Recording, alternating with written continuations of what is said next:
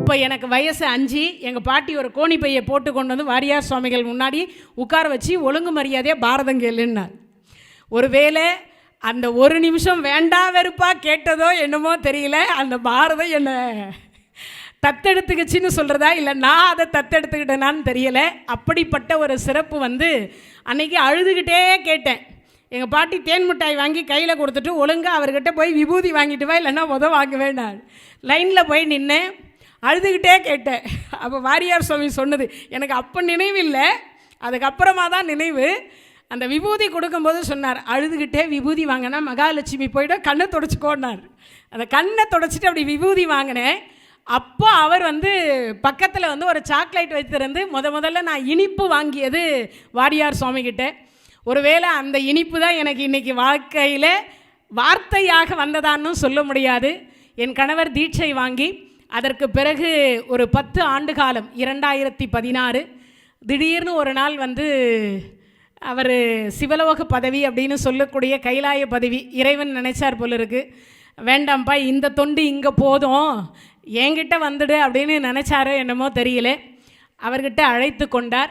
அதற்கு பிறகு இந்த பணியை வந்து தொடரக்கூடாதுன்னு ஒரு முடிவோடு தான் இருந்தேன். ஆனால் இறைவன் வந்து இல்லை நான் விட்டுட்டு போன பணியை நீ தொடருன்னு அவர் குருநாதராக இருந்து சொன்னார். அதே மாதிரி என்னை வாரியார் சுவாமிகள் ஆசீர்வாதம் பண்ணியிருக்கார். நான் கர்ப்பமாக இருக்கிற பொழுது இப்போ என் பையன் வந்திருக்கான். நான் அவனை வந்து ஒரு 5 மாதம் வயிற்றில் சுமந்துன்னு இருக்கும் பொழுது எங்கள் வீட்டுக்கார் அவர்கிட்ட சொல்லும் பொழுது சொன்னார், அவள் கர்ப்பமாக இருக்கான்னு. ஆசீர்வாதம் பண்ணி அவர் சொன்ன வார்த்தை, உனக்கு பையன் பிறக்க எங்கள் அப்பா முருகன் பெயரை வையினார். அவனுடைய பெயர் கார்த்திகேயன். அதனால் இதை எதுக்கு நினைவுபடுத்துகிறேன் அப்படின்னா, அவ்வளோ வந்து வாரியார் சுவாமிகளை நேசித்தவர்.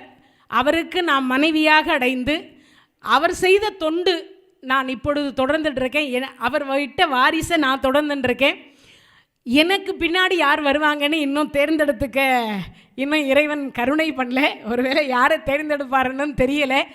இருந்தாலும் இந்த இடத்துல இந்த சேக்கிலார் மன்றத்தில் மீண்டும் எனக்கு அடியேனுக்கு ஒரு வாய்ப்பு கொடுத்ததற்கு நன்றி. அதே மாதிரி தேவிகாபுரத்தில் சென்ற ஆண்டு மகாபாரதத்துக்கு கேட்டீங்க, எனக்கு டைமிங் இல்லாததுனால கொடுக்க முடியல. ஏன்னா இந்த துறை வந்து மிகப்பெரிய துறை. இதுக்கு வந்து வாக்கு கொடுத்துட்டா வாக்கு மாறக்கூடாது. சொன்ன சொல் ஒன்றாக இருக்கணும், சொல்லிய வண்ணம் செயலாக இருக்கணும். அதனால் நான் எப்போவுமே வந்து எந்த மேடைக்கும் இதுவரைக்கும் 5 நிமிடம் கூட லேட் ஆகிறது கிடையாது. கிட்டத்தட்ட 28 வருஷம் சர்வீஸ் பண்ணியிருக்கேன். இதுவரைக்கும் எந்த மேடைக்கும் நான் போய் காத்துட்டுருப்பேனே தவிர மேடை எனக்காக காத்து கொண்டிருந்ததாக வரலாறு கிடையாது. நான் இன்னை வரைக்கும் பகவான்கிட்ட அதை தான் வேண்டிப்பேன். ஏன்னா நமக்காக இறைவன் காத்துட்டுருக்கக்கூடாது அப்படின்னு நினைப்பேன். நான் அடியார்கள் காத்துட்டுருக்கிறதாக நினைக்க மாட்டேன்.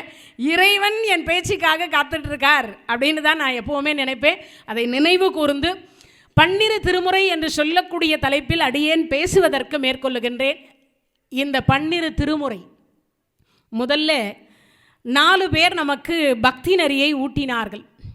அந்த 4 பேர் யாருன்னா, முதல்ல ஞானசம்பந்த பெருமான், அப்பர் பெருமான், அதற்கப்புறம் மாணிக்க வாசகர், அதுக்கப்புறம் சுந்தரமூர்த்தி சுவாமிகள். சுந்தரமூர்த்தி சுவாமிகளுக்கு அடுத்து மாணிக்க வாசக பெருமான். இந்த 4 பேர் வந்து நமக்கு காட்டிய வழி.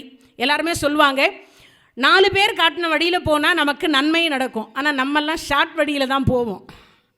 ரூட் கேட்கும்போதே தேவிகாபுரத்துக்கு எப்படி வழின்னு கேட்டால் என்ன சொல்லுவோம் எல்லாரும், ஷார்ட் வழி ஏதாவது இருக்கா, நேர் வழி காமிச்சா ஷார்ட் வழி கேட்போம். அந்த மாதிரி நமக்கெல்லாம் 4 பேர் காட்டிய வழி அப்படிங்கிறதுல 12 திருமுறை. முன்னாடியே நம்ம வாழ்த்துறை சொன்ன ஐயாவும் அறிமுகம் படுத்தி வச்ச ஐயாவும் இருவருமே சொன்னாங்க. 12 திருமுறையை பற்றி அதிகமாக பேசணுன்னு தான் ஆசைப்படுறோம் எல்லாருமே. நேரம் கருதி அவர் அதிகமாக பேச விடலை. இருந்தாலும் அவர் சொல்லுகிற பொழுது சொன்னார், முதல் 3 திருமுறை ஞானசம்பந்த பெருமான். அந்த ஞானசம்பந்த பெருமான் காட்டிய வழி எது அப்படின்னா சத்புத்திர மார்க்கம் அப்படின்ற மார்க்கம். அப்படின்னா என்னது, இறைவனை அப்பாவாக கருதி, இறைவனை அப்பனாக கருதணும். ஏன்னா இந்த ஜென்மத்துக்கு நமக்கு எங்கள் அப்பா பேர் வந்து தசரதன். இப்போ என் பிள்ளைக்கு அப்பா பேர் எங்கள் வீட்டுக்கார் கதிர்வேல்னு பேர். அப்போ எங்கள் வீட்டுக்காரருடைய அப்பா பேர் வந்து ராமசாமின்னு பேர். இந்த ஜென்மத்துக்கெல்லாம் ஒரு அப்பா. ஆனால் ஜென்மாந்திரத்திற்கும் அப்பன் என்கின்றவர் ஒருவர் வரணும். ஜென்மாந்திரத்துக்கும் அந்த ஜென்மாந்திரத்திற்கும் அப்பனாக இருக்கக்கூடிய சிவபெருமான். அம்மை அப்பர் பேரே பாருங்க எவ்வளோ வித்தியாசம். அம்மையப்பர்னு பேர். அம்மையை முதல்ல வச்சு அப்பனை பின்னாடி வச்சுக்கிட்டார். அம்மையப்பர் அப்படின்னு கருணை. ஏன்னா மாதா பிதா குரு தெய்வம் பேசுகிற மொழிக்கு தாய்மொழி இருக்கிற நாட்டுக்கு நமக்கு எல்லாம் தாய்நாடுன்னு பேர். அதில் முதல்ல இருப்பது நமக்கு தாய் அப்படிங்கிறதுனால அது அவர் பேரையே அம்மையப்பர்னு வச்சுக்கிட்டு அந்த அம்மையப்பரை போற்றி பாடி இருக்கக்கூடிய பன்னிரு திருமுறை. இந்த பன்னிரு திருமுறையில் அப்பாவாக ஏற்றுக்கொண்ட ஒரு பெருமான் ஞானசம்பந்த பெருமான். இப்போ இறைவனை நாம் எல்லாம் எப்படி ஏற்றுக்கலாம்? அப்பாவாக ஏற்றுக்கலாம். எல்லாருமே அப்பாவாக ஏற்றுக்கொள்ளலாம். ஏன்னா அப்பா தான் இருக்காரே அப்படின்னா வீடு வரை உறவு, வீதி வரை மனைவி, காடு வரை பிள்ளை, கடைசி வரைக்கும் யாராவது வருவாளா? யாருன்னா வராங்களா? ஆனால் சிவபெருமான் வர்றாரா? அதை ஞானசம்பந்த பெருமான் சொல்வார். தோடுடைய செவியன் விட ஏறி தூ வெண் மதி சூடி காடுடைய சுடலை பொடி பூசி என் உள்ளம் கவர் கல்வன்பார். சுடலை பொடி பூசிம்பார். சுடலைன்னா என்னது? சுடுகாடு. சுடுகாட்டில் யார் இருக்கா? சிவபெருமான் இருக்கார். அப்போது எல்லாரும் கைவிட்டுட்டாலும் சுடுகாடு வரைக்கும் இறுதி வரைக்கும் வரக்கூடிய ஒரு பெருமான் சிவபெருமான். அப்போ வேறு யாரும் கிடையாதுன்னு அர்த்தம். வேறு யாரும் வரமாட்டா இல்லையா? சொத்து சேர்த்து வச்சா பிள்ளைங்க வருவாங்க. சொத்து சேர்க்கலண்ணா உன்னெல்லாம் அப்பன்னு சொல்லிக்கிறதுக்கே அசிங்கமாகுதுன்றான் பிள்ளை. இப்போல்லாம் அந்த மாதிரி ஆயிடுச்சு. ஏற்ற வீட்டுக்காரன் பார் 1 கோடி சேர்த்து வச்சுருக்கான், நீ தெரு கோடியில் வச்சுருக்கேன்றான். உண்டா இல்லையா? பிள்ளைகள் எல்லாம் சொத்து சேர்த்து வச்சா பிள்ளைங்க. மனைவி உன் இம்சை தாங்க முடியலடி, நான் சன்னியாசி போகிறதுக்கு முன்னாடி எனக்கு ஜீவன் அம்சத்தை கொடுத்துட்டு போ. ஆமாம், தொட்டா விடாத ஒரே ஒரு சனி எது தெரியுமா? ஆமாம், சொன்ன ஆண்கள் எல்லாம் ரொம்ப சந்தோஷப்பார், எவ்வளோ சிரிப்பு பார். அஷ்டமத்து சனி, மங்கு சனி, பொங்கு சனி, அஷ்டோத்திர சனி, அதுக்கப்புறம் ஜென்ம சனி, பாத சனி, உடம்பு சனி, 7.5 சனி, எல்லா சனியும் தொட்டா விட்டுடும். தொட்டா விடாத ஒரே சனி சம்சார சனி. படத்துக்கு போனாலும் விடாது, மடத்துக்கு போனாலும் விடாது, 2த்துக்கு போனாலுமே விடவே விடாது. என்னை விட்டுட்டு எப்படி படத்துக்கு போகலாம்? மடத்துக்கு போகிறேன்னா போ, யார் வேண்டான்னா என்ன பண்ணணும்? ஜீவன் அம்சத்தை கொடுத்துட்டு போ. ஆமாம், உண்டு. அந்த காலம் சொன்னாங்க கல்லானாலும் கணவர் புல்லானாலும் புருஷர். அது அந்த காலம். இந்த காலத்தில் இல்லை. அப்படி இருக்கக்கூடிய பட்சத்தில் தோடுடைய செவியன் விடையோரி தூ வெண் மதி சூடி காடுடைய சுடலை பொடி பூசி என் உள்ளம் கவர் கல்வன்னார். முதல் திருமுறையே இதுதான். அதில் சுடுகாட்டு வரைக்கும் வரக்கூடிய ஒரு பெருமான் சிவபெருமான். நம்மளை யார் கைவிட்டாலும் விடாத ஒரு பெருமான் யார்? சிவபெருமான். அதனால தான் வள்ளலார் சொல்வார், பெற்ற தாய் தன்னை மக மறந்தாலும் பிள்ளையை பெறும் தாய் மறந்தாலும் உற்ற தேகத்தை உயிர் மறந்தாலும் உயிரை மேவிய உடல் மறந்தாலும் கற்ற நெஞ்சகம் கலை மறந்தாலும் கண்கள் நின்று இமைப்பது மறந்தாலும் நற்றவத்தூர் உள்ளிருந்தோங்கும் நமச்சிவாயத்தை நான் மறவேனேம்பர். அப்படின்னா என்ன அர்த்தம்? இறைவனை நாமே மறக்காமல் இருந்தால் இறைவன் நம்மை மறக்க மாட்டார். இறைவன் எப்போவுமே நம்மளை மறக்கிறதே கிடையாது. ஏன்? நீ என்னவோ பண்ணிட்டு போ. இப்போ கொஞ்ச நேரத்துக்கு முன்னாடி ஐயா சொன்னார், நம்ம பன்னிரு திருமுறை படித்தா என்னது? ஒரு பக்கம் கடன் வாங்குகிறோம், ஒரு பக்கம் புண்ணியம் சேர்க்குறோன்னு சொன்னார் இல்லையா? கடன் வாங்கிறதுக்கும் புண்ணியம் சேர்க்கறதுக்கு சொல்லும் போல் இந்த திருமுறை மாநாட்டில் எவர் ஒருவர் இந்த திருமுறை 2 நாளும் நடக்கின்ற மாநாட்டில் உட்கார்ந்து நீங்கள் அத்தனை பேரும் கேட்டுக்கொண்டிருக்கக்கூடிய அத்தனை பேரும் உண்மையிலேயே ஏதோ ஒரு ஜென்மத்தில் செய்த புண்ணியத்தினுடைய பலனாக மட்டும்தான் இந்த தேவிகாபுரத்தினுடைய மாநாட்டில் வந்து உட்கார முடியுமே தவிர சாதாரணமாக உட்கார முடியாது. அவன் அருளாலே அவன் தாள் வணங்கி இங்கே வந்து உட்காரணுன்னா கூட ஏதாவது புண்ணியம் பண்ணியிருக்கணும். இல்லைன்னா என்ன பண்ண முடியாது? உட்கார முடியாது. ஏன்னா நல்ல சாம்பார் சாதம், ரசம் சாதம், தயிர் சாதம், அப்புறம் அப்பளம், அப்புறம் வந்து பார்த்திங்கன்னா பொரியல், இதெல்லாம் சாப்பிட்டுட்டு என்ன வருது? உண்ட மயக்கம். தொண்டருக்கும் உண்டுன்னு தூங்க ஆரம்பிச்சிருவோம்.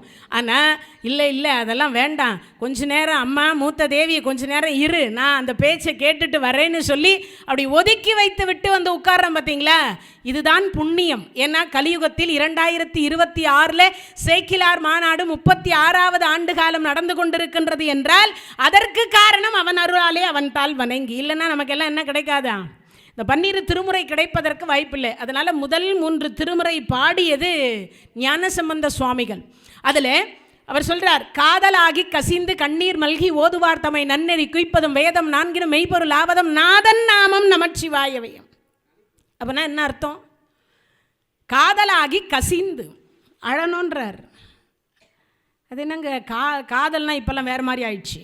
ஏன்னா இப்போ இருக்கிற காதலையும் அப்போ இருக்கிற ஞானசம்பந்த பெருமானுடைய காலத்தில் இருக்கிற காதலையும் ஒன்றா சொல்ல முடியாது. ஏன்னா இப்போ இருக்கக்கூடிய காதல் என்னென்னா ஆணும் பெண்ணும் எது ஆடுறதுன்ற பேருக்கு வச்சுட்டாங்க. ஆனால் அப்போ எப்படி இருந்ததுன்னா, இறைவன் பால் வைத்த அன்பு, அடியார்கள் வைக்கக்கூடிய அன்புக்கு காதல்னு பேர் வச்சாங்க. அதனால தான் ஞானசம்பந்த பெருமான் பாடினார், காதலாகி கசிந்து கண்ணீர் மல்கி. அப்படின்னா என்ன அர்த்தம்? இறைவனிடத்தில் ஆண்டவனை தொழுகிற பொழுது கண்ணில் இருந்து கண்ணீர் வரணுமா. சில பேர் அல்றோம், எதுக்கு? ஏத்த வீட்டுக்கார் 4 மாடி கட்டிட்டார் சுவாமி, என்னால் 1 மாடி கூட கட்ட முடியல சுவாமி.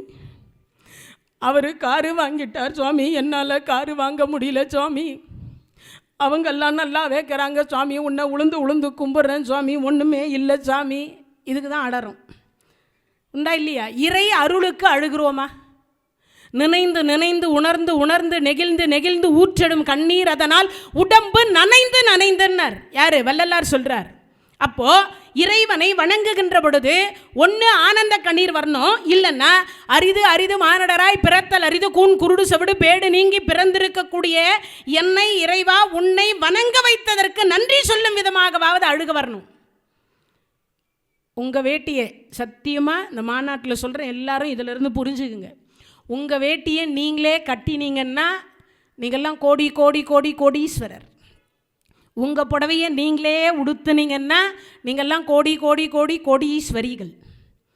என்ன மேடம், புடவை கட்டுறதெல்லாம் ஒரு பெரிய விஷயமா? வேட்டி கட்டுறது கையில்லாதவங்க கிட்ட போய் கேட்டு பாருங்கள், தெரியும் அதனுடைய கஷ்டம் என்னன்னு.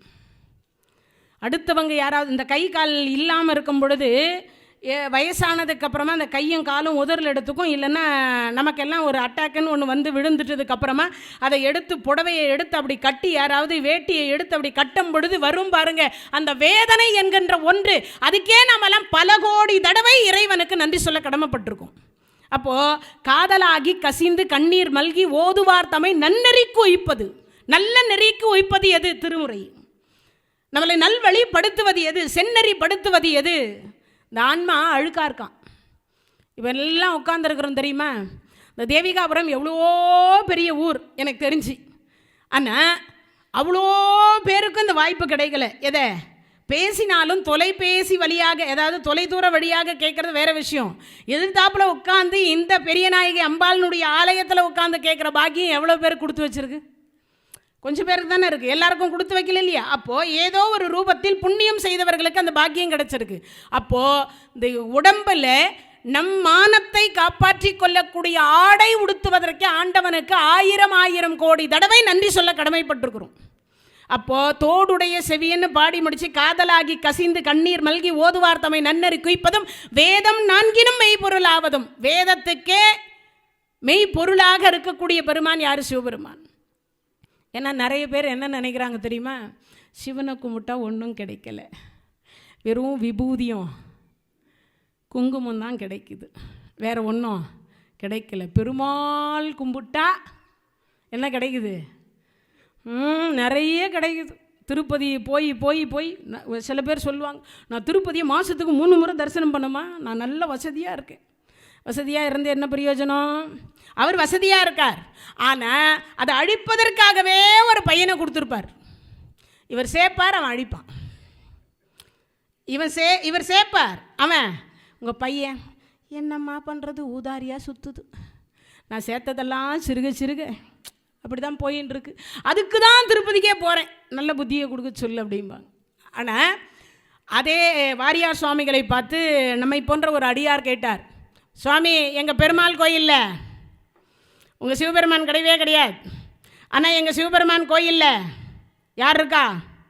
பெருமாள் இருக்கார், பிரம்மா இருக்கார், நவகிரகம் இருக்குது, அப்புறம் விநாயகர் இருக்கார், முருகர் இருக்கார், காலபைரவர் இருக்கார், வீரபத்ர சுவாமி இருக்கார்.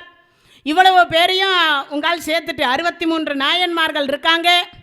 உங்களால் என்ன சுவாமி தனியாகவே இருக்க மாட்டார், எப்பயும் கூட்டமாக இருப்பார். அப்போ அவர் ஒன்றும் சொல்லலை. டேப்பாங்க வா, கொஞ்சம் விபூதி எடுத்து நெத்தியில் வச்சுக்கோ.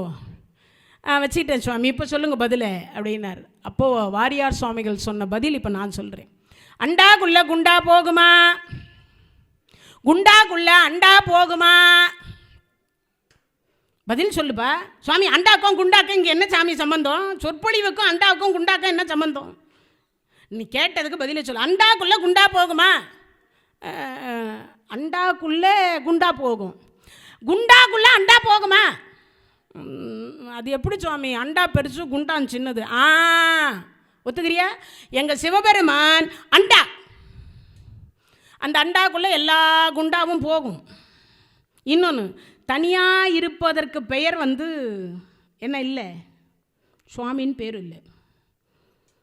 தனியாக இருக்கிறதுக்கு பேர் இல்லை, கூட்டத்தோட கூட்டமாக இருக்கணும். அதனால தான் அபிராமி பட்டர் 16 வகையான செல்வத்தை சொல்லுகிற பொழுது, கலையாத கல்வியும் குறையாத வயதுமோர் கபடு வாராத நட்பும் கன்றாத வளமையும் குன்றாத இளமையும் கடு பிணி இயலாத உடலும் சலியாத மனமும் அன்பகலாத மனைவியும் தவறாத சந்தானமும் தாளாத கீர்த்தியும் மாறாத வார்த்தையும் தடைகள் வாராத கொடையும் தொலையாத நிதியும் கோணாத கோலும் ஒரு துன்பம் இல்லாத வாழ்வும் துய்யனின் பாதத்தில் அன்பும் உதவி பெரிய தொண்டரோடு கூட்டு கண்டாய், தொண்டரோடு கூட்டு கண்டாய் அலையாளி அரிதுயிலும் ஆயனது தங்கையே ஆதிக்கட ஊரின் வாழ்வே அமுதீசர் ஒரு பாகம் அகலாத சுகவானியே அருள்வாமியேன்னு பண்ணார். தொண்டரோடு கூட்டு கண்டாயின்னு தான் சொன்னார். அப்படின்னா என்ன அர்த்தம்? தொண்டருடைய உள்ளத்துக்குள் இறைவன் ஒடுக்கம் என்று அவை பிராட்டி சொன்னார். தொண்டர்தம் பெருமையை சொல்லவும் பெரிதேன்னா அப்படின்னா என்ன அர்த்தம்? இறைவனில் எல்லோரையும் சேர்த்து வாழ்வதற்கு பேர் தான் வாழ்க்கை. தான் மட்டும் வாழணும்னு நினைக்கிறது வாழ்க்கையா? எல்லாரும் சேர்ந்து வாழணும்னு வாழ்க்கையா? எல்லாருக்கும் இடம் கொடுத்து தானும் அந்த இடத்துக்குள் ஒருவனாக நிற்பது வாழ்க்கையா? தனித்து நின்று வாழ்வது வாழ்க்கையா? அப்போ அதுக்கு விளக்கம் சொன்னார். அப்போது இந்த 12 திருமுறை யாருக்காக பாடப்பட்டது? எல்லாருக்கும் இடம் கொடுத்த இறைவனுக்காக பாடப்பட்டது. நவகிரகத்துக்கு இடம் கொடுத்தார், பிள்ளையாருக்கு கொடுத்தார், முருகருக்கு கொடுத்தார், காலபைரவருக்கு கொடுத்தார், பிரம்மாவுக்கு கொடுத்தார், நாராயணருக்கு கொடுத்தார். யாருக்காவது அவர் இடம் கொடுக்காதவராக இருக்கிறாரா? 63 நாயன்மார்களுக்கு இடம் கொடுத்தார். அப்பேற்பட்ட சிவபெருமானை அந்த இடத்துல சொல்றார். அப்போ காதலாகி கசிந்து கண்ணீர் மல்கி ஓதுவார் தம்மை நன்னெறி குய்ப்பதும் வேதம் 4 மெய்ப்பொருள் ஆவதும் நாதன் நாமம் நமச்சிவாயவே. வேதத்துக்கே பொருள் யாரான்னா சிவபெருமான். இந்த 4 வேதம் எதற்குள்ள அடக்கம்னா சிவனுக்குள்ள அடக்கம். அதனால அப்படிப்பட்ட சிவபெருமானை காதலாகி கசிந்து, அப்போ சத்புத்திர மார்க்கம் என்கின்ற அப்பா பிள்ளைக்குரிய உறவுகளில் அவர்கள் வாழ்ந்தார்கள். அதுக்கடுத்து பார்த்தீங்கன்னா முதல் 3 திருமுறை, ஏன்னா எனக்கு 1.5 மணி நேரம் தான் டைம், 12 திருமுறையும் சொல்லிடணும்னு பார்க்குறேன் முயற்சி பண்ணி.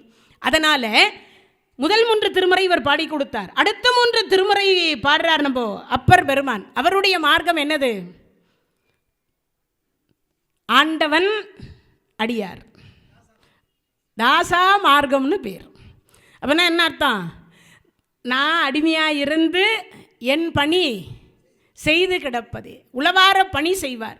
கீழே எங்கேயாவது சிவாலயத்தில் ஒரு தூசு பார்க்க முடியாது, எதையுமே பார்க்க முடியாது, ஒரு அழுக்கு பார்க்க முடியாது.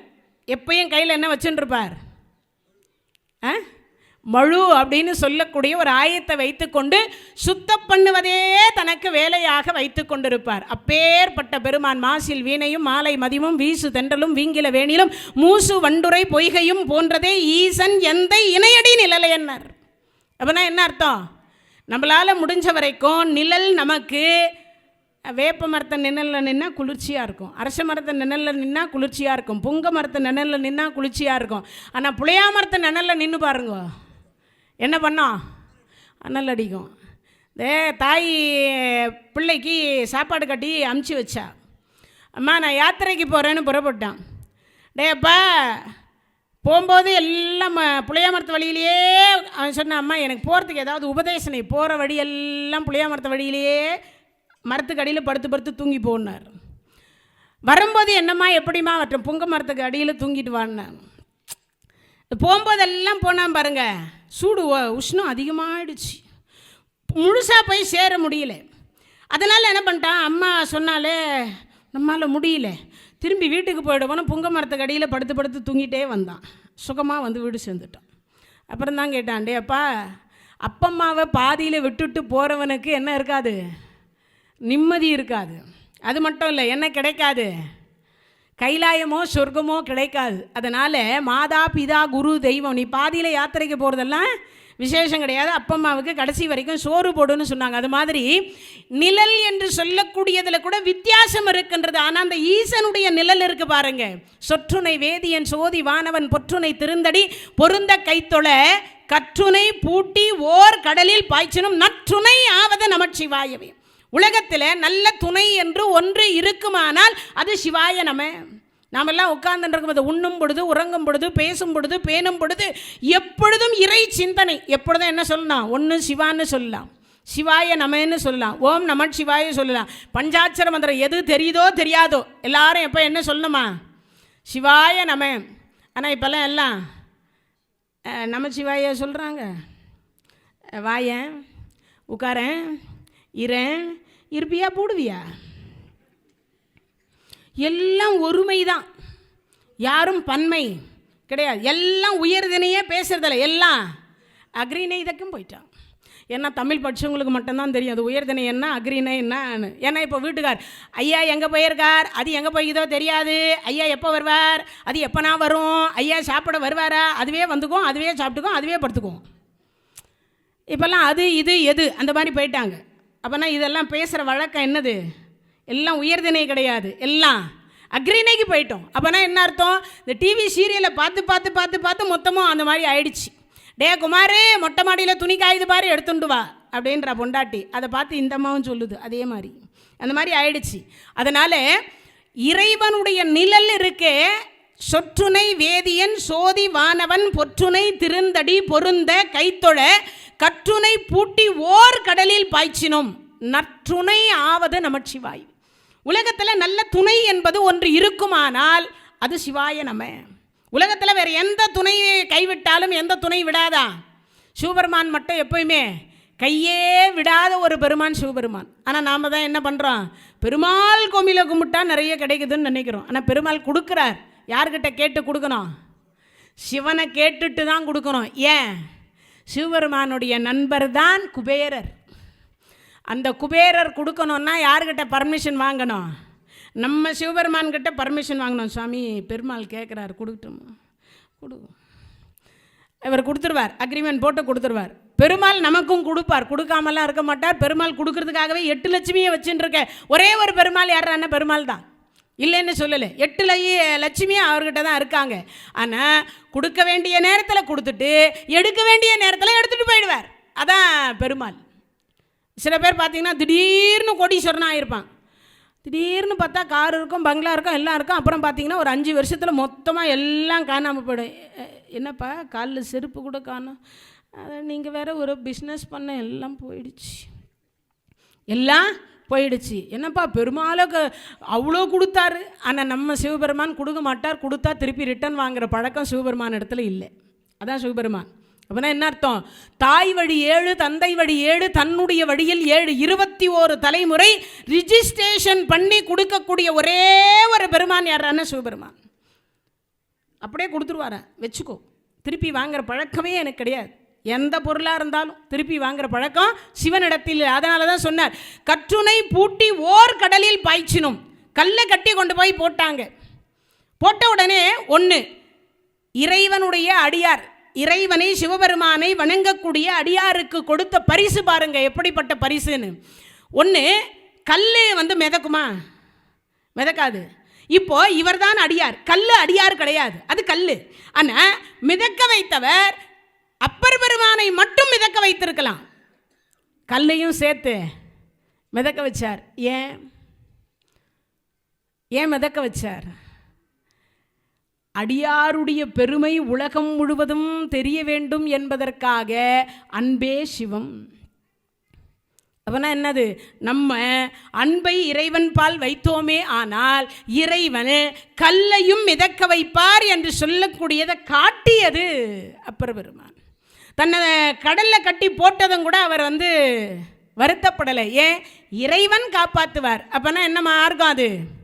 தாச மார்க்கம் என்று சொல்லக்கூடிய மார்க்கத்தை நமக்காக வழிகாட்டிய ஒரு பெருமான். அப்போது இந்த திருமுறையை நம்ம படிக்கணுமா வேண்டாமான்னு முடிவு பண்ணிக்கோங்க. நம்மெல்லாம் கடலில் மூழ்குகிற போல துன்பம் வந்தாலும் கூட சிவாய நம என்று உச்சத்திரித்தோமே ஆனால் நிச்சயமாக அந்த சிவபெருமான் எப்படி அப்பர் பெருமானை மிதக்க வைத்தாரோ அதுபோல் நம்மளை மிதக்க வைப்பார். எதிலிருந்து? அந்த பெருங்கடல் என்று சொல்லக்கூடிய பிறவி பெருங்கடலில் இருந்து நம்மை நீந்த வைப்பார். அப்பேற்பட்டது இந்த 4ஆம் திருமுறையிலிருந்து 6ஆம் திருமுறை வரைக்கும், 6ஆம் திருமுறை வரைக்கும் நமக்கு கொடுத்துருக்கக்கூடிய மிகப்பெரிய பொக்கிஷம் அப்பர் பெருமான். அப்படி தானேங்க அப்பூதி அடிகளினுடைய பிள்ளைய என்ன கடிச்சது? பாம்பு கடிச்சது. கடிச்ச பிள்ளைக்கு என்ன பாடினார்? திருமுறை பாடி தானேங்க பிழைக்க வைத்தார். அப்போது பெரிய திருநாவுக்கரசு, மூத்த திருநாவுக்கரசுன்னு சொல்லுவாங்க. அப்போ அந்த பாடி அவரை பிழைக்க வைத்தது எது? திருமுறை தாங்க பிழைக்க வைத்தது. திருமுறை என்றால் சிவபெருமான், சிவபெருமான் என்றால் திருமுறை. அப்போ அப்படிப்பட்ட திருமுறையை ஒரு செத்துப்போன ஒரு பிள்ளையை பிழைக்க வைக்கிறது. அதே மாதிரி தான் பூம்பாவை. யார்? மயிலையில் இருக்கக்கூடிய பூம்பாவை. மட்டிட்ட புன்னகைன்னு பாடிய 10 பாட்டு பாடினார். அந்த அம்மா எத்தனை வயசில் பாம்பு கடிச்சு இறந்து போனா? எலும்பு கூட அவங்க அப்பா பொக்கிஷமாக வச்சுருந்தார். ஞான சம்பந்தருக்கு கல்யாணம் பண்ணி கொடுக்கலான்னு கல்யாண வயசில் அந்த பெண்ணை கொண்டு வந்து நிற்க வச்சார். பாடிதான் கொண்டு வந்து நிற்க வச்சார். திருமுறை பாடிதான் கொண்டு வந்து நிற்க வைத்தார். அப்போ நான் யோசித்து பாருங்க, அப்படி பாடி கொண்டு வந்து நிற்க வைத்தது திருமுறையும் சிவபெருமானுடைய திருவருளும் அடியார்களினுடைய பாடும் தன்மையும். இது 3 சேர்த்து தான் கொண்டு வந்து அந்த இடத்துல நிற்க வச்சது. அப்போ இறந்து போனவர்களை பிழைக்க வைக்கக்கூடியது திருமுறை. அப்பர் பெருமான் பிழைக்க வச்சாரா? ஞானசம்பந்த பெருமானும் பிழைக்க வைத்தாரா? அப்போது பாவையாருடைய பூம்பாவையாருடைய யார் கேட்டாங்க? அவங்க அப்பா சொன்னாரப்பா நீ கல்யாணம் பண்ணிக்கொன்னார். நீங்கள் ஒரு அப்பா, நான் ஒரு அப்பா. அந்தம்மா நீங்கள் பெத்த பொண்ணு ஏற்கனவே என்ன ஆச்சு? இறந்து போச்சு. இப்போ நான் எலும்பாக இருந்ததை என்ன பண்ணியிருக்கேன்? பிறக்க வச்சிருக்கேன். அப்போ நான் என்ன முறை வேணும்? நானும் தந்தை முறை வேணும். தந்தை மகளுக்கு கல்யாணம் பண்ணலாமா? இப்போ இருக்கிற சாமியார் இருந்தால் என்ன பண்ணியிருப்பாங்க? பொண்ணு அழகாக இருக்குது, வயசு சிஷியாக ஏற்றுப்பாங்க. அது உன்ன மாதிரி என்ன மாதிரி இருக்கிறவங்கள பார்த்தா வேணா சிஷியாக ஏற்றுப்பாங்க. இப்போ சிஷியாக ஏற்றுக்குனா கூட வேறு மாதிரி சிஷியாக மாறிடுறாங்க. ஆமாம், அதனால் வந்து பார்த்தீங்கன்னா சிஷியாக இல்லை, மனைவியாகவே டைரெக்டாகவே கல்யாணம் பண்ணிப்பாங்க. ஆனால் அப்போ சொன்னார் நான் ஒரு தந்தைன்னார். அப்போ திருமுறை நமக்கு என்ன உணர்த்துகிறது? இறைவனுடைய திருவருள் இருக்குமானால் இறந்து போனவர்களை கூட எழுப்பக்கூடியது திருமுறை. அப்போ 2 பேர் இப்போ எழுப்பி கொடுத்துருக்காங்க. அதே மாதிரி முதல் 3 திருமுறை ஞானசம்பந்த பெருமான், 2வது 3 திருமுறை 4, 5, 6 அப்பர் பெருமான். இப்போ அப்பர் பெருமான் சொல்றார், இல்லக விளக்கது இருள் கெடுப்பது, சொல்லக விளக்கது ஜோதி உள்ளது, பல்லக விளக்கது பலரும் காண்பது, நல்லக விளக்கது நமச்சிவாயு. உலகத்தில் நல்ல ஒரு விளக்குன்னு ஒன்று இருக்குன்னா அது நமச்சிவாயவை. இல்லக விளக்கது, இல்லகம்னா 2 இல்லம்ங்குது. என்னது? நம்ம குடியிருக்கிற வீடுன்னு ஒரு அர்த்தம், நம்ம உடம்புக்குள்ளே ஒரு வீடு இருக்குதுன்னு அர்த்தம். 2 வீடு இருக்குது. இந்த 2 வீட்டையும் சுத்தமாக வச்சுருக்கணும்னு அர்த்தம். கொஞ்ச நேரத்துக்கு முன்னாடி நான் வரும்பொழுது இங்கே ஒரு அம்மா அறிமுகமானாங்க. யூடியூப்பில் எப்போ பார்த்தாலும் உங்கள் தாங்க நாங்கள் பார்த்துட்டே இருக்கோம் அப்படின்னாங்க. அப்போ சொல்லும்போது இந்த சேர் அழுக்காக இருந்தது. அவங்க இப்படி தொடச்சிட்டு என்னை உட்காருங்கன்னாங்க. தொடச்சிட்டு உட்காருங்கன்னு சொன்னாங்க. நான் உங்களுக்கு இதிலேருந்து ஒரு உதாரணம் சொல்கிறேன் பாருங்கள். இது ஒன்றும் சாதாரணமாக ஒரு 5 லட்ச ரூபாய் பட்டுப்புடவெல்லாம் ஒன்றும் கிடையாது. மிஞ்சி போனால் ஒரு 1500 ரூபாய் இருக்கும், அவ்வளவுதான். அதையே அந்த அம்மா தொடச்சிட்டு உட்காருன்னு சொன்னாங்க. இது மறுபடியும் வாங்கிக்கலாம், இல்லை துவைச்சா அந்த அழுக்கு போயிடும். ஆனால் இந்த உள்ளம் என்கின்ற அழுக்கை எதை வைத்து துவைப்பது? யோசிச்சு பாருங்க. திருமுறை என்று சொல்லக்கூடியதை படித்தோமானால் உள்ளம் என்கின்ற அழுக்கை போக்கிக் கொள்ளலாம். இன்னொன்று, திருமுறை என்று சொல்லக்கூடியதை படித்தோமே ஆனால் போகிற காலத்துக்கு புண்ணியம் கிடைக்கும். இங்கே சேர்த்து வைக்கிற சொத்தெல்லாம் வருமா பின்னாடி? கொஞ்ச நேரத்துக்கு முன்னாடி ஐயா சொல்லிட்டு போய் தான் உட்கார்ந்தார். காதற்ற ஊசியும் வாராது கான் கடைவலிக்கேன்னார். பட்டினத்து அடிகள் சொல்றார், காதற்ற ஊசியும் வாராது கான் கடைவழிக்கே, மாதா உடல் சலித்தால் வல்வினையேன் கால் சலித்தேன், வேதாவும் கை சலித்து விட்டானே நாதா, இருப்பையூர் வாழ் சிவனே இன்னும் ஓர் அன்னை கருப்பையூர் வாராமல் கா. யார் சொன்னார்? பட்டினத்தார் தான் சொன்னார். அப்போ என்ன அர்த்தம்? இன்னொரு பிறவி எனக்கு வேண்டான்னு சொன்னார். அப்போ சொல்லுகிற பொழுது சொல்கிறார் இவர் என்னன்றார்? நமக்கு பிறவி வேண்டான்றார். ஆசைக்கு ஒரு பிறவி தருவாங்கன்னு வேதம் சொல்லுது. ஒரு பிறவிக்கு ஒரு ஆசைக்கு ஒரு பிறவி உண்டு எல்லாருக்குமே. அப்போனா ஆசையை அருமிங்கள் அருமிங்கள் ஈசனோடாயினும் ஆசையை அருமிங்கள். நாங்கள் ஆசையே சுத்தமாக இருக்கக்கூடாது, இல்லைன்னா தான் பிறவி கிடையாது, இல்லைன்னா பிறப்பு மறுபடியும் வரும். அப்போ என்ன அர்த்தம்? இந்த ஆன்மா சுகம் மறுபடியும் ஒரு பிறவி எடுக்கும் இல்லையா? அப்போ யாரெல்லாம் திருமுறை கேட்டிருக்கிறார்களோ, முன்ஜென்மத்தில் யாரெல்லாம் திருமுறை படித்திருக்கிறார்களோ, யாரெல்லாம் திருமுறைக்காக பாடுபட்டு இருக்கிறார்களோ அவர்கள் அடுத்த ஜென்மத்தில் சுகமாக வாழ்வார்கள். இது சத்தியம். அதான் சொல்லுது திருமுறை. அப்போனா என்ன அர்த்தம்? சரி நாம் சரியாக வாழலைங்க, நம்ம பிள்ளைங்க நலமாக இருப்பாங்க. நான் முன்பே சொன்னலையே 21 தலைமுறை கொடுப்பார்னு சிவபெருமான். தாய் வழி 7, தந்தை வழி 7, தன்னுடைய வழியில் 7, 21 தலைமுறை நலம் பெறுவார்கள்னா அப்போ திருமுறையை படிக்கணுமா வேண்டாமா? அப்போ முதல் 3 திருமுறை சொல்லப்படுவது ஞானசம்பந்த பெருமான். இரண்டாவது 3 திருமுறையை சொல்லுகிறார். 4, 5, 6 யார் கொடுக்குறாங்க? அப்பர் பெருமான் கொடுத்தார்.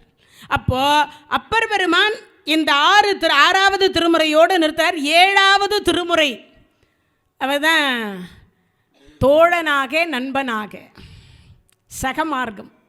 எது சக தோழர்? என்ன பண்ணலாம்? தோளில் கை போட்டுக்கலாம். யாரை கை போட்டுக்கலாம்? சிவபெருமானை. ஞானசம்பந்த பெருமான் அப்பா மகனாக, இவர் ஆண்டான் அடிமையாக. யார் ஆண்டவன்? அடிமை. யார்? அப்பர் பெருமான். ஆனால் நீ தோழனாக வச்சுக்கோ. முதல் கல்யாணத்தை தடுத்தார். பித்தா பிறை சூடி பெருமானே அருளால். அவனுக்கு என்ன பைத்தியமாயா? கடவுளை திட்டலாமா? ஒரு கேள்வி கேட்பீங்க எல்லாரும். அவர் தெரிஞ்சே தாங்க சொல்லியிருக்கார் பித்தான்னு. எப்படி சொல்லுங்க? இப்போ சமீபத்தில் ஒரு 2 வாரத்துக்கு முன்னாடி போச்சுன்னு நினைக்கிறேன், சிவராத்திரி. இந்த சுடலையில் எல்லாரும் மயான கொல்லைன்னு ஒன்று இறைப்பாங்க. பக்கத்தில் திருவண்ணாமலை. இந்த தலத்துக்கும் மயான கொல்லைக்கும் ஒரு சம்பந்தம் இருக்குது, தெரியுமா? தெரியறதுக்கு கொஞ்சம் கஷ்டம்தான். அருணாச்சல புராணம் படித்தா தானே நமக்கு தெரியறதுக்கு. நாம் தான் உட்காந்துருக்கக்கூடிய எதையே படிக்கிறோமே. அப்புறம் நம்ம இதெல்லாம் எங்கே படிக்கிறது? இந்த யூடியூப்னு ஒன்று தொடங்குவாங்க. அதில் எதையோ கேட்கணும்னு நினச்சி தள்ளிக்கிட்டே வருவாங்க. அதில் வேறு என்னமோ பார்த்துட்டே உட்காந்துருவாங்க. உண்டா இல்லையா? ஒரு ஆள் கூட பார்க்கணுன்னு நினைக்கிறத பார்க்கவே முடியாத ஒன்று தான் யூடியூப். அதில் வேறு நம்ம ஆட்கள் விளம்பரம்னு ஒன்று போடுவாங்க, தெரியுமா? ஐயோ நல்ல சீன் வருது, நல்ல நேரத்தில் இது வேறு போட்டதில்ல. அந்த ஒரு நிமிஷம் காத்துன்னு இருக்கிறத அதுக்குள்ளே அந்த ஆன்மீகத்தை விட்டு அடுத்த லைன் போய் டக்கு டக்கு டக்கு டக்குன்னு போயிட்டே இருக்கும். ஐயோ என்னமோ கேட்க வந்தோம், என்னமோ முடிஞ்சு போச்சு. என்னை எல்லாரும் யூடியூப்பில் திட்டின்னு இருக்காங்க. ஏம்மா ஷார்ட்டாக சொல்லுமா, 3 மணி நேரத்தில் சொல்லின்னு இருக்கேன் மகாபாரதத்தை. அது இருக்குது. ஒரு தென்னை மரத்தை வச்சு அது தேங்காய் எவ்வளோ நாள் ஆகும் தேங்காய் காய்கிறதுக்கு? இப்போ 6 வருஷம். எத்தனை வருஷம்? 5 ஆண்டு அல்ல, இப்போ 3 வருஷத்தில் வந்துடுது. இப்போல்லாம் அதான் கொடுத்துட்டாங்களே என்னமோ. எது? எல்லாத்துலேயும் ஹைப்ரிடுன்னு ஒன்று வராத ஒன்று எதுன்னு கேட்டால் நாம் மட்டும்தான். நம்மளும் ஹைப்ரிட்டில் வந்துருக்குறோம், வேறு மாதிரி வந்துட்டுருக்கோம். அதான் நிச்சயம். ஹைப்ரிடுன்னு ஒன்று வராதது ஒன்று எதுன்னு கேட்டால் அதுவும் வந்துட்டுருக்கு. ஆரம்பத்துலேயும் மகாபாரதத்துலேயும் ஹைப்ரிட் யார் தெரியுமா? பலராமர். புரிஞ்சா உங்களுக்கு? இப்போ புரிஞ்சிருக்கும்னு நினைக்கிறேன். பலராமர் ஹைப்ரிடு. அம்மா வயிற்றில் ஒரு 5 மாதம் இருந்தார், பக்கத்தில் போய் ரோகிணி வயிற்றில் ஒரு 5 மாதம் இருந்தார். ஹைப்ரிட். இப்போ புரிஞ்சிருக்கும்னு நினைக்கிறேன். கலப்படம். டெஸ்ட் டியூப் பேபி, அதுதான் ஹைப்ரிடு. வேறு ஒன்றும் இல்லை, மாற்றிக்க வேண்டியது தான். வேறு என்ன பண்ணுறது? ஹைப்ரிட் இல்லாத மனிதர்கள் அதுக்கிட்டையும் வந்துருச்சு. அந்த மாதிரி ஆயிடுச்சு. அந்த மாதிரி அப்போது இறைவன் என்று சொல்லக்கூடியவர் அந்த மார்க்கத்தின் சொல்லுகிற பொழுது இந்த அருணாச்சல புராணம் வருகிறத பார்த்தீங்களா? அதில் கொடுத்துருப்பாங்க. நீங்கள் அருணாச்சல புராணம் எல்லாம் படிக்கணும். சும்மா தமிழில் பாடல் செய்யுள் வழியில் இல்லை. உடனே பயந்துடாதீங்க. செய்யுள் வழினாவே யாரும் இப்போ படிக்கவே மாட்டேன்றா. செய்யுள் வழியில் இல்லை, சாதாரண புராணமாகவே அருணாச்சல புராணம் கொடுத்துருக்குறாங்க. பக்தாச்சல முதலியார் அப்படின்னு சொல்லக்கூடியவர் நிறைய விளக்க உரைகள் கொடுத்துருக்காரு. அதில் நீங்கள் தேடினீங்கன்னா கிடச்சிரும். அருணாச்சல புராணம் அப்படின்னு சொல்லக்கூடியதில் சொல்லுகிற பொழுது பார்த்தீங்கன்னா சிவபெருமானாக இருக்கக்கூடியவர் அங்கே சுடலையில் போய் பிணத்தினுடைய சாம்பலை உண்டு. அப்போது அம்பாள் போய் அந்த மயானத்தில் போய் உலகத்தில் எத்தனை வகையான தானியம் இருக்குமோ அத்தனை வகையான தானியத்தை சமையல் பண்ணி 12 மணிக்கு இரவு ஆயிடுச்சு. அப்போ இரவு ஆனதற்கு பிறகு அதை கொண்டு போய் சேர்க்கும் பொழுது இவருக்கு பித்தம் எது கலங்கிருந்துச்சு, பைத்தியம் முடிச்சிருந்தது. ஏன் பைத்தியம் முடிச்சிருந்ததுன்னா, அந்த பிரிங்கி மகரிஷின்னு ஒரு மகரிஷி இருந்தார். அந்த மகரிஷி என்ன பண்ணார்னா, சிவனை மட்டும் வலம் வந்தார், அம்பாலை விட்டுட்டார். இது தினமும் நடந்துகிட்டே இருந்தது. ஒரு நாள் பார்த்தார், கேட்குறார், சுவாமி நம்ம கேட்குறா, தினமும் வர தானே, என்னையும் ஒரு வணக்கம் போட சொல்லியிருக்கலாம்ல, என்னையும் ஒரு சுற்ற சொல்லியிருக்கலாம்ல. எங்கிட்ட இட்லி சாப்பிட்றார், பொங்கல் சாப்பிட்றார், எல்லாம் சாப்பிட்றார், நல்லா இருக்குன்னாவது ஒரு வார்த்தை சொல்லலாமில்ல. இப்போ நம்ம வீட்டு அம்மாங்களே கேட்பாங்களா? கேட்க மாட்டாங்களா? இந்த மாதிரி ஆளெல்லாம் வீட்டுக்கு இனிமேல் கூட்டின்னு வராது அப்படிம்பாங்க. ஒரு நாள்னா சரி சொல்லிடுவாங்க. ஐயா பல நாள் வர்றாங்க, நம்ம கையால் உணவு உண்றாங்க. ஒன்றும் உப்பு இருக்குது, காரம் இருக்குது, இல்லை நல்லா இல்லை, எதையாவது சொல்லலாம்ல. தங்கச்சி நல்லா இருக்கே அப்படியாவது கேட்கலாமில்ல. அது கூட கேட்காம வர்றது திங்கிறது போயிட்டே. அப்படி இருந்தால் என்ன சொல்லுவோம்? இனிமேல் இந்த மாதிரி ஆளெல்லாம் வீட்டுக்கு கூட்டு வராதீங்கன்னு சொல்லுவோம். அது மாதிரி இந்த அம்பாள் பார்த்தாங்க, ஏங்க இப்படி வந்து வணங்கிட்டு போகிறாரு, என்னையும் வணங்கலாம்ல, அதனே இதுக்கு நடுவில் போய் உட்காந்து. இப்போ அம்பாள் பார்த்தாங்க, நாளைக்கு இந்த மனுஷன் வந்து எப்படி தான் இந்த முனிவர் வழங்கிட்டு போகிறார் பார்க்கலாம். இந்த கையை எடுத்த நீங்கள் பெரும்பாலான ஃபோட்டோக்களில் பார்த்தீங்கன்னா தெரியும், அந்த கையை எடுத்து இப்படி வச்சுட்டுருப்பா, தொட மேலே தான் வச்சுட்டுருப்பா. இப்போ இந்த மனு எப்படி உள்ளே போகிறார் பார்க்கலாம். அவர் பார்த்தார், இந்த கழுத்துக்குள்ளே நுழைஞ்சு போயிட்டார். அதுக்கப்புறம் பார்த்தாரு, இந்த கழுத்தை கொண்டு போய் நம்ம கிட்ட வச்சுக்கினா எப்படி நுழையிறாருப்பா. தன் உடம்பை ஊசி மாதிரி ஆக்கி எந்த இடத்துல சந்துக்குதோ அந்த இடத்துல நுழைஞ்சு வணங்கிட்டு போயிட்டார். இந்த அம்மா பார்த்தா சிவபெருமான் கிட்ட சொல்கிறா, சுவாமி இது நியாயமா, இது நியாயமா, இது உங்களை மட்டும் வணங்குறாரு, அப்போ நான் வேண்டாமா, சக்தி வேண்டாமா அப்படின்னு அவர் நினைக்கிறாருமா, அதுக்கு நான் என்னம்மா பண்ண முடியும். அப்போது நீங்கள் சொல்லுங்கள், எங்கள் வீட்டு அம்மாவையும் வணங்குங்கன்னு சொல்லுங்கள். அவர் வணங்க மாட்டேன்னா நான் எப்படிமா சொல்ல முடியும். சரி அப்படியா, அப்போ உடம்பு தேகத்தில் இருக்க சக்தியை பிரித்து எடுத்துட்டுமா, எடுத்துங்க. சக்தியை எடுத்த இந்த சதை, பிண்டம், ரத்தம், இதுதான் வந்து யார், அம்பாள். உள்ளே இருக்கக்கூடிய ஆன்மா மட்டும்தான் சிவபெருமான். இந்த எலும்புக்கூடு மட்டும்தான் சிவபெருமான். இதெல்லாம் யார், சக்தி தான், வேறு யாரும் இல்லை. அப்போது சக்திக்குள்ளே தான் சிவன் இருக்குமே தவிர சிவனுக்குள்ளே சக்தி கிடையாது. இது தெரிஞ்சு வச்சுக்கணும் எல்லாருமே. நீங்கள் எல்லாரும் சிவலிங்கம் வணங்குறீங்க, ஆனால் சிவலிங்கத்துக்குள்ளேயே அம்பாள் இருக்கார். நிறைய பேருக்கு தெரியுமா, தெரியாதா? கீழே இருக்கக்கூடிய ஆவுடைன்னு ஒன்று இருக்குது தெரியுமா, அந்த ஆவுடை என்று சொல்லக்கூடியது அம்பாள். மேலே இருக்கக்கூடிய சிவலிங்க சொரூபம் மட்டும்தான் சிவபெருமானே தவிர சக்தி தான் சிவனை தாங்கி கொண்டிருக்கிறாள். இது தெரிஞ்சு வச்சுக்கிறதுக்காக சொல்கிறேன். இப்போ சொன்னார், நீ எடுத்துருனார், உடனே இந்த சதையெல்லாம் எடுத்து. இப்போ சிவபெருமான் சும்மா இருக்கணுமா இல்லையா? நம்மால் திருவிளையாடல் செய்வதில் வல்லவர், அதை யாராலையும் அடிச்சிக்கவே முடியாது. அதுக்கெல்லாம் பிஹெச்டி இல்லை, எந்த ஹெச்டி படிச்சுட்டு வந்தாலும் அவரை மாதிரி நம்மால் ஒரு திருவிளையாடல் கூட பண்ண முடியாது. இப்போ இவர் சொல்கிறார், எடுத்துக்கோன்னார். அந்த அம்மா எடுத்துட்டா, கீழே துப்புன்னு விழுந்தார். பிரிங்கி பார்த்தார், ஆஹா என் குழந்தை விழுந்துருச்சு. ஓடி போனார், பிரம்ம தண்டத்தை கையில் கொடுத்து இதை ஊன்றி கொண்டு பூமிக்கு போ, மீண்டும் மேலே வா, என்னை மட்டும் வலம் வா. இப்போ வச்சாரா ட்விஸ்ட்டு. இதை சொன்ன உடனே அந்த அம்பாளுக்கு என்ன கோபம் வரும், மதிப்பில்லாத வீட்டில் எதுக்கு இருக்கணும், போகலாம் வா. நேராக புறப்பட்டு பூமிக்கு வந்துட்டான். யார் கண்ணிலையும் படக்கூடாதுன்னு படவே இல்லை, யார் கண்ணுக்குமே அந்த அம்மா தெரியவே இல்லை.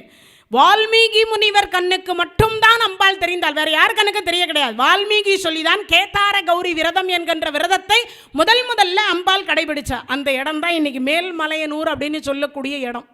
அது அப்போ இருந்தது திருவண்ணாமலை, இப்போ அது பிரிக்கப்பட்டதுனால செஞ்சி மாவட்டத்துக்கு அது போயிடுச்சு. அப்போ இருந்தது திருவண்ணாமலையில் தான் இருந்தது. இப்போது அந்த தளத்தில் வந்து தான் சிவபெருமான் என்ன பண்ணாரா, இப்போ பிரிங்கி மகரிஷி இவர் இந்த திருவிளையாடல் ஆரம்பித்து இந்த அம்மா இங்கே வந்துட்டால, யாகம் வளர்த்தால் மழை வரும். யாகம் வளர்த்தீங்கன்னா 33 கோடி தேவர்களுக்கு உணவு கொடுக்குறீங்கன்னு அர்த்தம். இந்த தகவல் உங்களுக்கு பிடிச்சிருந்தா லைக் பண்ணுங்க, உங்க ஃப்ரெண்ட்ஸுக்கு ஷேர் பண்ணுங்க, மறக்காம எங்க சேனலுக்கு சப்ஸ்கிரைப் பண்ணுங்க.